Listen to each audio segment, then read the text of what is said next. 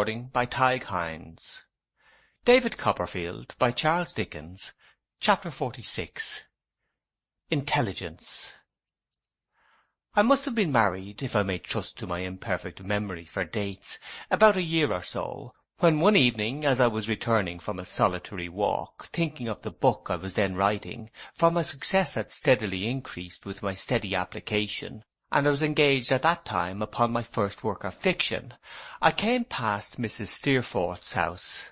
I had often passed it before, during my residence in that neighbourhood, though never when I could choose another road.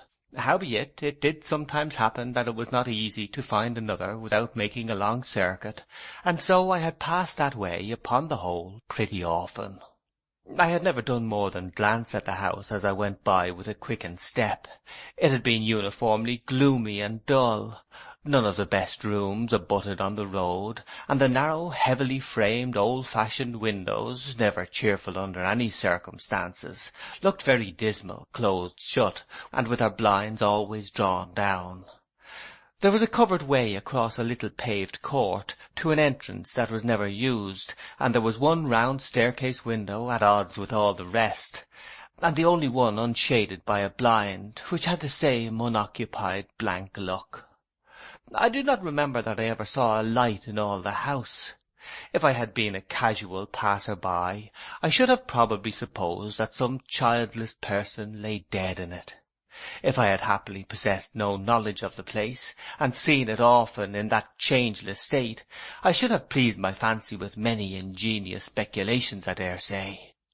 As it was, I thought as little of it as I might, but my mind could not go by it and leave it as my body did, and it usually awakened a long train of meditations.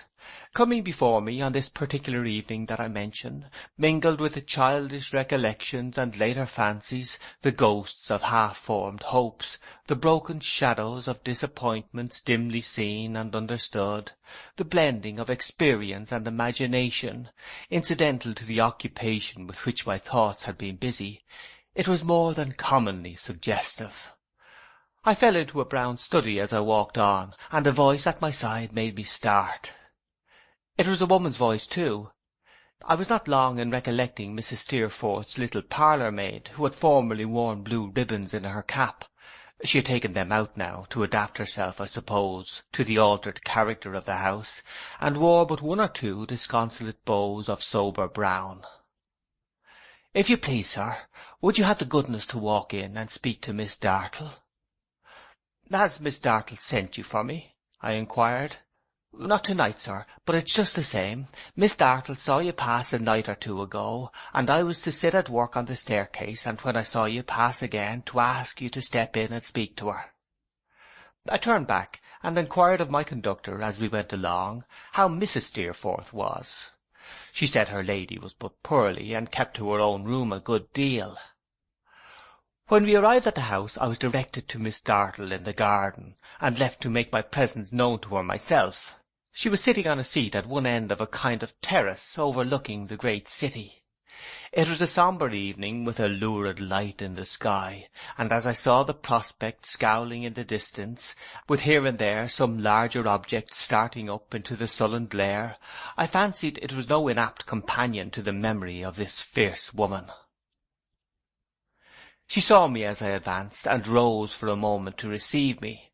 I thought her then still more colourless and thin than when I had seen her last, the flashing eyes still brighter, and the scar still plainer.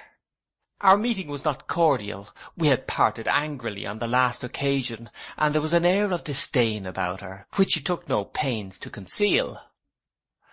"I am told you wish to speak to me, Miss Dartle," said I, standing near her, with my hand upon the back of the seat, and declining her gesture of invitation to sit down.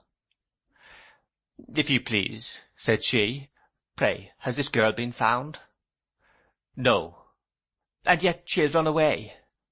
I saw her thin lips working while she looked at me, as if they were eager to load her with reproaches. "Run away?" I repeated. "Yes, from him," she said with a laugh. "If she's not found, perhaps she never will be found. She may be dead." The vaunting cruelty with which she met my glance I never saw expressed in any other face that I have ever seen. To wish her dead, said I, may be the kindest wish that one of her own sex could bestow upon her. I am glad that time has softened you so much, Miss Dartle. She condescended to make no reply, but turning on me with another scornful laugh, said, The friends of this excellent and much injured young lady are friends of yours. You are their companion, and assert their rights. Do you wish to know what is known of her? Yes, said I. She rose with an ill-favoured smile, and taking a few steps towards a wall of holly that was near at hand, dividing the lawn from the kitchen garden, said in a louder voice, Come here, as if she were calling some unclean beast. You will restrain any demonstrative championship or vengeance in this place, of course, Mr. Copperfield, said she, looking over her shoulder at me with the same expression. I inclined my head without knowing what she meant. She said, Come here, again, and returned, followed by the respectable Mr. Littimer, who, with undiminished respectability, made me a bow and took up his position behind her. The air of wicked grace, of triumph, in which, strange to say, there was yet something feminine and alluring, with which she reclined upon the seat between us and looked at me, was worthy of a cruel princess in a legend. Now, she said imperiously, without glancing at him, and touching the old wound as it throbbed, perhaps in this instance with pleasure rather than pain, tell Mr. Copperfield about the flight. Mr. James and myself, ma'am. Don't address yourself to me, she interrupted with a frown. Mr. James and myself, sir. Nor to me, if you please, said I. Mr. Littimer, without being at all discomposed, signified by a slight obeisance that anything that was most agreeable to us was most agreeable to him, and began again. Mr. James and myself have been abroad with the young woman ever since she left Yarmouth under Mr. James's protection. We have been in a variety of places, and seen a deal of foreign country. We have been in France, Switzerland, Italy, in fact, almost all parts. He looked at the back of the seat, as if he were addressing himself to that, and softly played upon it with his hands, as if he were striking chords upon a dumb piano. Mr. James took quite uncommonly to the young woman, and was more settled, for a long time, than I have known him to be since I have been in his service. The young woman was very improvable, and spoke the languages, and wouldn't have been known for the same country person. I noticed that she was much admired wherever we went. Miss Dartle put her hand upon her side. I saw him steal a glance at her, and slightly smile to himself. Very much admired indeed, the young woman was. What with her dress, what with the air and sun, what with being made so much of, what with this, that, and the other, her merits really attracted general notice. He made a short pause, her eyes wandered restlessly over the distant prospect, and she bit her nether lip to stop that busy mouth. Taking his hands from the seat, and placing one of them within the other as he settled himself on one leg, Mr. Littimer proceeded, with his eyes cast down, and his respectable head a little advanced, and a little on one side. The young woman went on in this manner for some time, being occasionally low in spirits, until I think she began to weary Mr. James by giving way to her low spirits and tempers of that kind, and things were not so comfortable. Mr. James, he began to be restless again. The more restless he got, the worse she got, and I must say for myself that I had a very difficult time of it indeed between the two. Still, matters were patched up here and made good there, over and over again, and altogether lasted, I'm sure, for a longer time than anybody could have expected. Recalling her eyes from the distance, she looked at me again now with her former air. Mr. Littimer, clearing his throat behind his hand with a respectable short cough, changed legs and went on. At last, when there had been, upon the whole, a good many words and reproaches, Mr. James set off one morning from the neighbourhood of Naples, where we had a villa, the young woman being very partial to the sea, and under pretence of coming back in a day or so, left it in charge with me to break it out that, for the general happiness of all concerned, he was— here an interruption of the short cough— gone. But Mr. James, I must say, certainly did behave extremely honourable. For he proposed that the young woman should marry a very respectable person, who was fully prepared to overlook the past, and who was at least as good as anybody the young woman could have aspired to in a regular way, her connections being very common. He changed legs again and wetted his lips. I was convinced that the scoundrel spoke of himself, and I saw my conviction reflected in Miss Dartle's face. This I also had it in charge to communicate. I was willing to do anything to relieve Mr. James from his difficulty and to restore harmony between himself and an affectionate parent, who has undergone so much on his account. Therefore I undertook the commission. The young woman's violence, when she came to, after I broke the fact of his departure, was beyond all expectations. She was quite mad, and had to be held by force, or, if she couldn't have got to a knife, or got to the sea, she'd have beaten her head against the marble floor. Miss Dartle, leaning back upon the seat, with a light of exultation in her face, seemed almost to caress the sounds this fellow had uttered.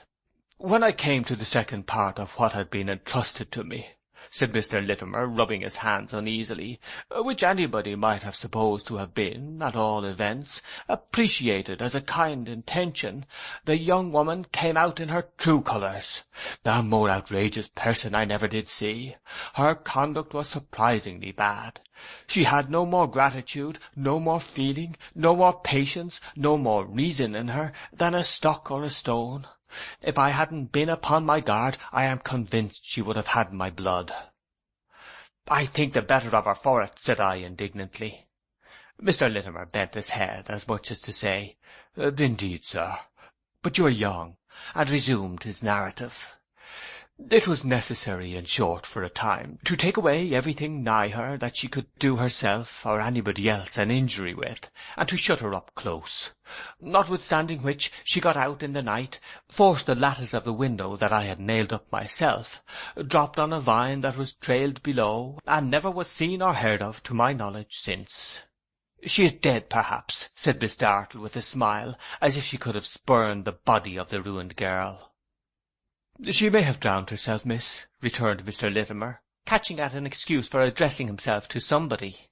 "It's very possible. Or she may have had assistance from the boatmen, and the boatmen's wives and children. Being given to low company, she was very much in the habit of talking to them on the beach, Miss Dartle, and sitting by their boats. I have known her to do it when Mr. James has been away, whole days. Mr. James was far from pleased to find out once that she had told the children she was a boatman's daughter, and that in her own country, long ago, she had roamed about the beach like them. Oh, Emily, unhappy beauty! What a picture rose before me, of her sitting on the far-off shore among the children like herself when she was innocent, listening to little voices as might have called her mother had she been a poor man's wife, and to the great voice of the sea with its eternal nevermore. When it was clear that nothing could be done, Miss Dartle— "Did I tell you not to speak to me?" she said with stern contempt. "You spoke to me, miss," he replied. "I beg your pardon, but it's my service to obey." "Do your service," she returned. "Finish your story, and go." "When it was clear," he said with infinite respectability and obedient bow, "that she was not to be found, I went to Mr. James, at the place where it had been arranged that I should write to him, and informed him of what had occurred. Words passed between us in consequence, and I felt it due to my character to leave him. I could bear, and I have borne, a great deal from Mr. James. But he insulted me too far. He hurt me. Knowing the unfortunate difference between himself and his mother, and what her anxiety of mind was likely to be, I took the liberty of coming home to England and relating—" "For money which I paid him," said Miss Dartle to me. "Just so, madam, and relating what I knew. I am not aware," said Mr. Littimer, after a moment's reflection, "that there is anything else. I am at present out of employment, and should be happy to meet with a respectable situation." Miss Dartle glanced at me, as though she would inquire if there were anything that I desired to ask. As there was something which had occurred to my mind, I said in reply, "I could wish to know from this creature I could not bring myself to utter any more conciliatory word, whether they intercepted a letter that was written to her from home, or whether he supposes that she received it. He remained calm and silent, with his eyes fixed on the ground, and the tip of every finger of his right hand delicately poised against the tip of every finger of his left. Miss Dartle turned her head disdainfully towards him. "I beg your pardon, miss," he said, awakening from his abstraction, "but however submissive to you, I have my position, though a servant. Mr. Copperfield and you, miss, are different people. If Mr. Copperfield wishes to know anything from me, I take the liberty of reminding Mr. Copperfield that he can put a question to me. I have a character to maintain."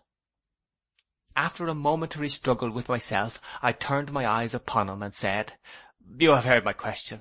Consider it addressed to yourself if you choose. What answer do you make?" "Sir," he rejoined, with an occasional separation and reunion of those delicate tips, "my answer must be qualified, because to betray Mr. James's confidence to his mother and to betray it to you are two different actions.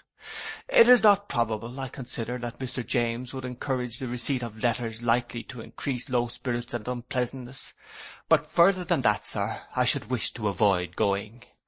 "Is that all?" inquired Miss Dartle of me. I indicated that I had nothing more to say, "except," I added, as I saw him moving off, "that I understand this fellow's part in the wicked story, and that as I shall make it known to the honest man who has been her father from her childhood, I should recommend him to avoid going too much into public." He had stopped the moment I began, and had listened with his usual repose of manner. "Thank you, sir. But you'll excuse me if I say, sir, that there are neither slaves nor slave-drivers in this country, and that people are not allowed to take the law into their own hands. If they do, it is more to their own peril, I believe, than to other people's. Consequently speaking, I am not at all afraid of going wherever I may wish, sir." With that he made a polite bow, and with another to Miss Dartle went away through the arch in the wall of holly by which he had come. Miss Dartle and I regarded each other for a little while in silence, her manner being exactly what it was when she had produced the man. "He says besides," she observed with a slow curling of her lip, "that his master, as he hears, is coasting Spain, and this done is a way to gratify his seafaring tastes till he is weary. But this is of no interest to you.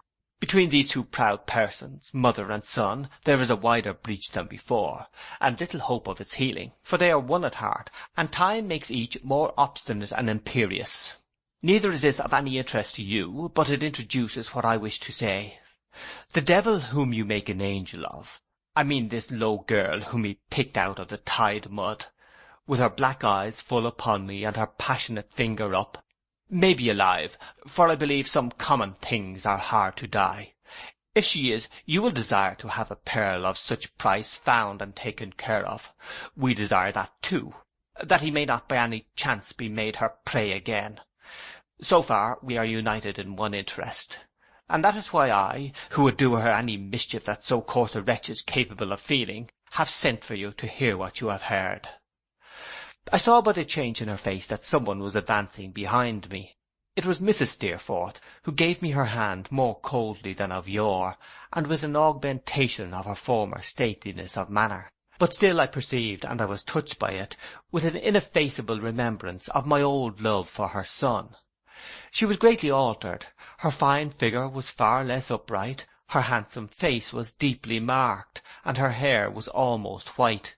But when she sat down on the seat she was a handsome lady still, and well I knew the bright eye with its lofty look that had been a light in my very dreams at school. "Is Mr. Copperfield informed of everything, Rosa?" "Yes." "And has he heard Littimer himself?" "Yes, I have told him why you wished it. You are a good girl.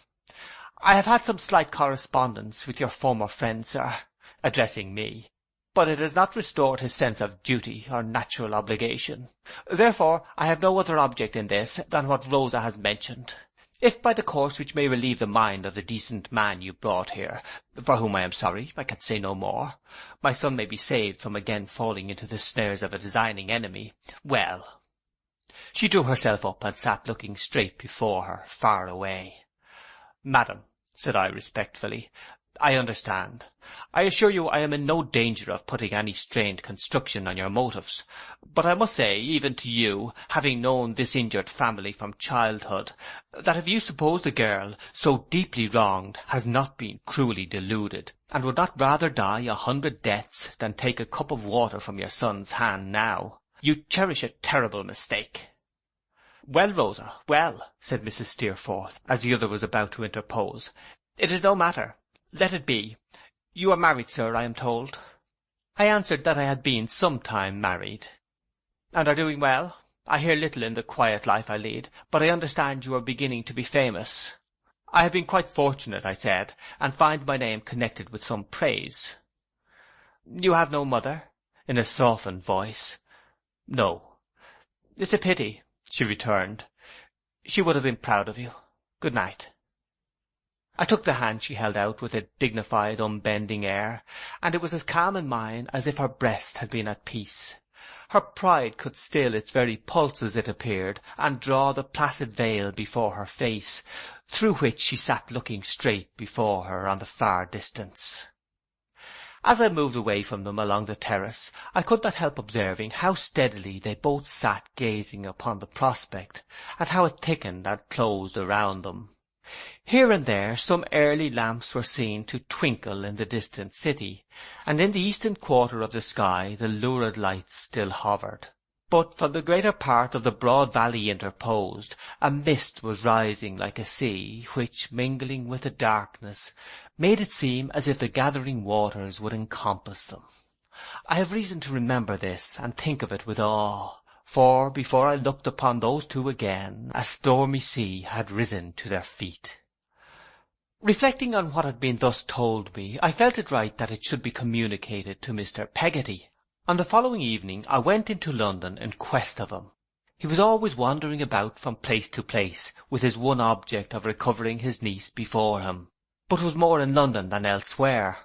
Often and often now I see him in the dead of night passing along the streets, searching among the few who loitered out of doors at those untimely hours, for what he dreaded to find.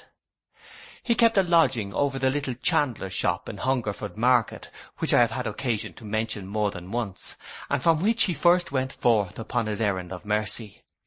Hither I directed my walk. On making inquiry for him, I learned from the people of the house that he had not gone out yet, and I should find him in his room upstairs. He was getting ready by a window in which he kept a few plants. The room was very neat and orderly, and I saw in a moment that it was always kept prepared for her reception, and that he never went out but he thought it possible he might bring her home. He had not heard my tap at the door, and only raised his eyes when I laid my hand upon his shoulder. "Master Davy, thank ye, sir, thank ye hearty for this visit. Sit ye down. You're kindly welcome, sir." "Mr. Peggotty," said I, taking the chair he handed me, "don't expect much. I have heard some news." "Of Em'ly?" He put his hand in a nervous manner on his mouth and turned pale as he fixed his eyes upon mine. "It gives no clue to where she is, but she is not with him." He sat down, looking intently at me, and listened in profound silence to all I had to tell. I well remember the sense of dignity, beauty even, with which the patient gravity of his face impressed me, when, having gradually removed his eyes from mine, he sat looking downward, leaning his forehead on his hand. He offered no interruption, but remained throughout perfectly still. He seemed to pursue her figure throughout the narrative, and to let every other shape go by him as if it were nothing. When I had done, he shaded his face and continued silent.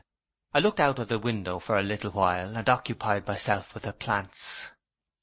"How do you fare to feel about it, Master Davy?" he inquired at length.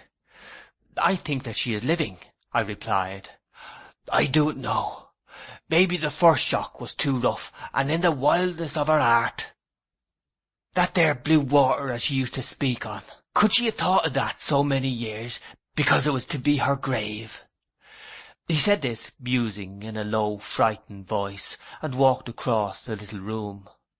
"And yet He added, "Master Davy, I have felt so sure as she was living, I have knowed, awake and sleeping, as it was so true that I should find her. I have been so led on by it, and so held up by it, that I don't believe I can have been deceived. No, Emily's alive." He put his hand down firmly on the table, and set his sunburnt face into a resolute expression. "My niece Emily is alive, sir," he said steadfastly. "I don't know where it comes from, or how it is, but I am told as she's alive." He looked almost like a man inspired as he said it. I waited for a few moments until he could give me his undivided attention, and then proceeded to explain the precaution that, it occurred to me at least, it might be wise to take. "Now, my dear friend," I began. Thank ye, kind sir," he said, grasping my hand in both of his. "If she should make her way to London, which is likely, for where could she lose herself so readily as in this vast city? And what would she wish to do but lose and hide herself if she does not go home?" "And she won't go home," he interposed, shaking his head mournfully. "If she had left of her own accord she might, not as it was, sir." "If she should come here," said I believe there is one person here more likely to discover her than any other in the world. Do you remember, hear what I say with fortitude, think of your great object, do you remember Martha?" "Of our town?" I needed no other answer than his face. "Do you know that she is in London?" "I have seen her in the streets," he answered with a shiver. "But you don't know," said I, "that Emily was charitable to her with Ham's help long before she fled from home, nor that when we met one night and spoke together in the room yonder over the way, she listened at the door?"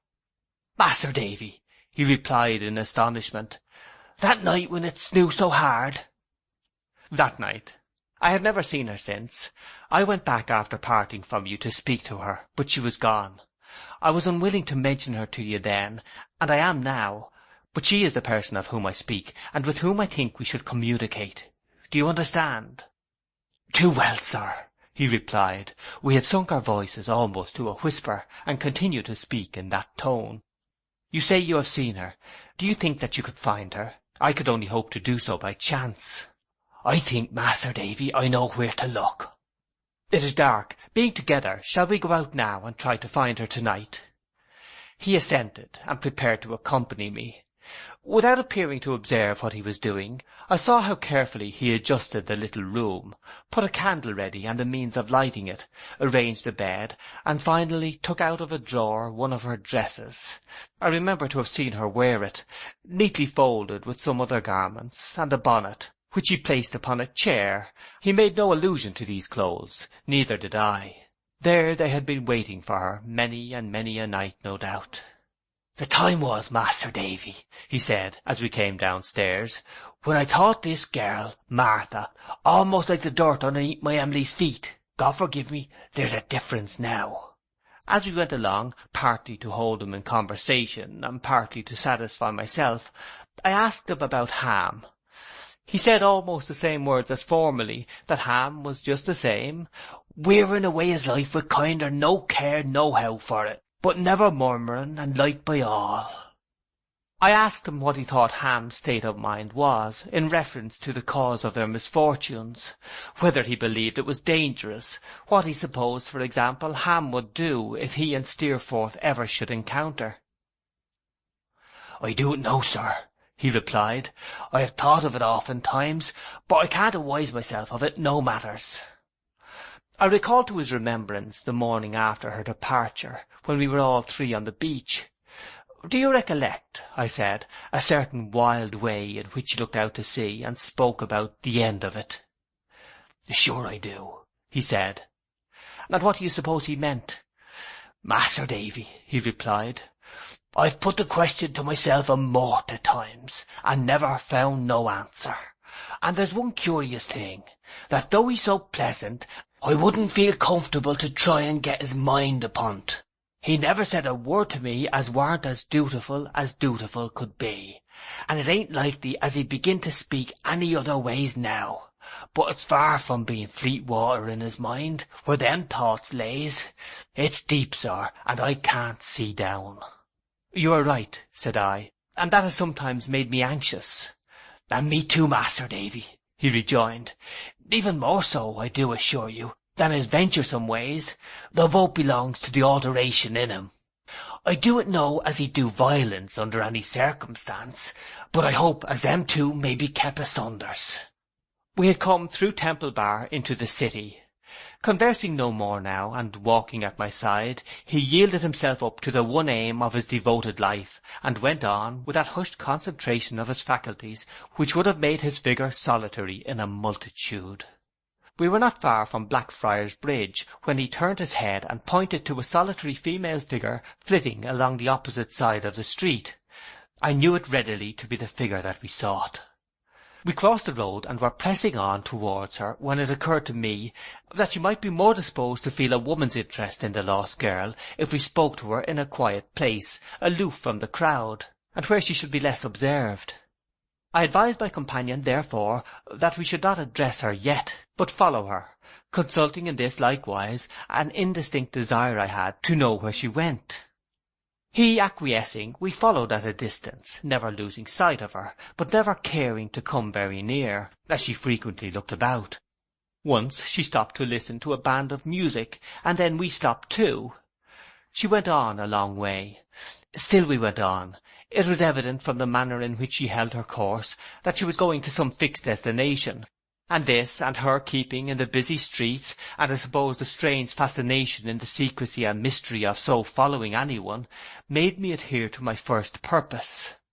At length she turned into a dull, dark street, where the noise and crowd were lost, and I said, "We may speak to her now," and mending our pace, we went after her. End of chapter 46.